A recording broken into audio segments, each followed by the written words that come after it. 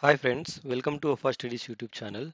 In this video, we will be discussing about how we can save a data in a Delta format. Please watch previous videos so that you can get most of it. The reason is, in our previous videos, we have discussed that how we can save a data frame as a Delta table, right? And we have also discussed about creating a Delta table alone without data, just a definition, right? So both of these, and also we have discussed about managed delta tables, external delta tables, the difference, all these things we have already discussed. But all these tables are a delta format tables. That is the reason we are calling them like a delta tables. But there is one more possibility where you can save your data in a delta format. So you're not creating any table. You are just creating a delta format like how you have a CSV files, Parquet files, a delta format kind of a data, and you are just keeping it in a folder. So even that is possible. Without creating a table, a delta format data also can be saved or preserved actually. So how to do that?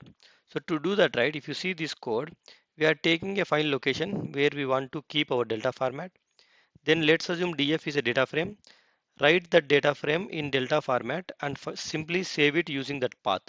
This will save the data in a delta format there. And once you save the data there, if you navigate to that folder, you will have a Parquet files and you will have a delta log folder. That folder indicates that it's a delta format data because delta log folder will contain all the transactions. Whatever the updates and deletes happen on a data, it will preserve it. It will keep a track of that, right? So let's practically see that so that you will get a more sense for it. So if I go to my Edge browser here, right? So let me navigate to my browser. So I have something called Notebook 5, which I was using in our previous video too. Now in this notebook, right, I will try to write some code to save the data in a delta format. So what I will be doing it here is I will create a data frame. For example, let me copy this code from the previous sessions. So here I used to use this code to create a data frame, right? So let me say like ID is one, and see we have ID column, name column, and storing in a variable called data, and using a spark.create data frame, we are creating the data frame called df1. And once the data frame gets created, so let me zoom this little bit. I am simply showing that data frame here. So let's run this and see how the data frame will look like. Then we will try to save this data in a delta format. See, our code executed successfully. You can see that data frame got printed here. That means the data frame has the data in it. So now in that data frame, so this data frame I am trying to write in a format, right, and which is a delta format. But this time I want to save in a folder. So maybe I want to in the lakehouse files data folder, then maybe sample data. So that is a folder where I want to save that, right? So let me run this code and see whether in a lakehouse it will create that folder with a delta format or not. So our code is running here. So I think when the code is running, I can go and navigate to the lakehouse, right? So let's wait for it. So code execution successful. So I can go to my workspace and let me open my lakehouse here. So my lakehouse, I think you know that, right? From our previous videos, we are using this sample lakehouse. So that's the one we are using it. So let me open the lakehouse. So here, if I navigate to the data folder, I should see that sample data folder.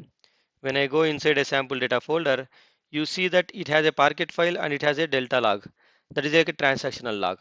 Whenever you see this folder, you can think like it's a delta format table. So going back to my presentation, right? So I saved the data in a delta format. So how to make sure like it is actually saved it? Can I read and see that? Yes, of course.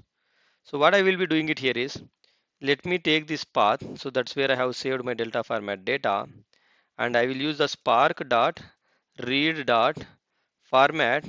So I want to read a delta format data and load from this location, right? And whatever it loads here, let me save it in a folder called, sorry, in a data frame called df1. And then finally, let's show that data frame 1. So this read statement will guarantee us that our data got saved in a delta format, and it will return and print the data too. See, it has a only one row, ID1 Mahir. So now let's assume I want to overwrite this information, right? So some delta format data is already there, but I got some new data frame that I want to overwrite there. So this old data should not be there, right? Then what to do? So for that, right, so let's change this code a little bit. So let's say I am creating a data frame with id 2 and the name is Mahir, and then that data frame I am saving it in a delta format, and we need to use a mode here, and we need to mention like override. So that will override existing data will get delete, and it will add the new row. So the existing row is id1. So now when I run this code, this data frame will get id2, and the same thing will get overwrite in that delta format location, and when you read and see, you will see only one row. So let me run this. My code is running here. Now if I run this, right, to read and see what data it has, it you will be seeing the id2 here. The id1 will be missing because we are overriding that information. You see that it has only one row. But what if I want to append the data, right? So in that case, right, so we in the mode we should use it like a append, right? When you use that, so let's say id2 is already there in our delta format location. So now I am adding id1, and let's run this. This time the data will get append to the table. So code is running here. So id2 also will be there, id1 also will be there. To prove that, if I run this code which reads the data, the delta format location and print here, you will see both the IDs, right? So basically we can store the data in a delta format, as well as we can overwrite the whole data, or we can append the data also. Even that is possible with the delta format kind of a files. So that's it in this video. I hope you enjoyed this video. So with this we covered about a delta format, delta tables. All the last three videos covers that. So please watch them carefully to understand it. It is very important to understand this. Okay.